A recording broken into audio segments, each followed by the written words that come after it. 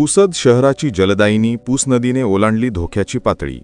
नागरिकांनी सतर्क राहण्याचे आवाहन. आज दिनांक 27 सप्टेंबर 2025 रोजी पुसद शहरासह तालुक्यात मुसळधार पावसाने थैमान घातले आहे. मध्यरात्रीपासून पावसाच्या सरी कोसळत होत्या, परंतु आज सकाळी 11 वाजलेपासून पुसद शहरासह तालुक्यात धोधो पावसाला सुरुवात झाली आणि या पावसामुळे पुसद शहरासह तालुक्यातील बराच भाग प्रभावित झाला आहे. पुसद शहराची जलदायिनी असलेल्या पूस नदीने धोक्याची पातळी ओलांडली असून लवकरच मोठ्या पुलाच्या वरून पाणी जाण्याची शक्यता आहे.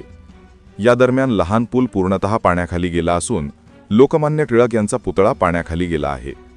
आज झालेल्या मुसळधार पावसामुळे नदीकाठचे गाव मोठ्या प्रमाणावर प्रभावित झाले आहे.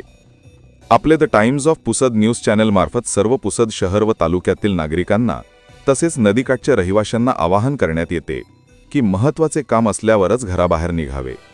शक्यता वाटल्यास सुरक्षित ठिकाणी जाण्याचा प्रयत्न करावा. हवामान विभागामार्फत आपल्या यवतमाळ जिल्ह्यात मुसळधार पावसासह वीज कोसळेल अशी शक्यता वर्तवण्यात आली आहे.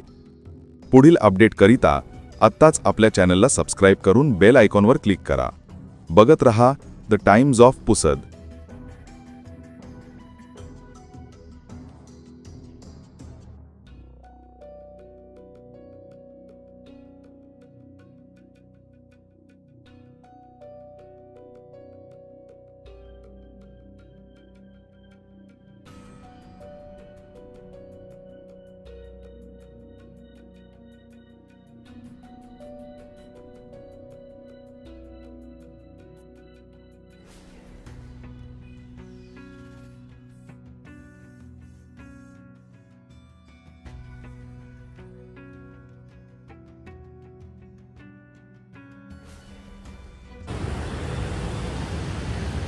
पाणी आलं का?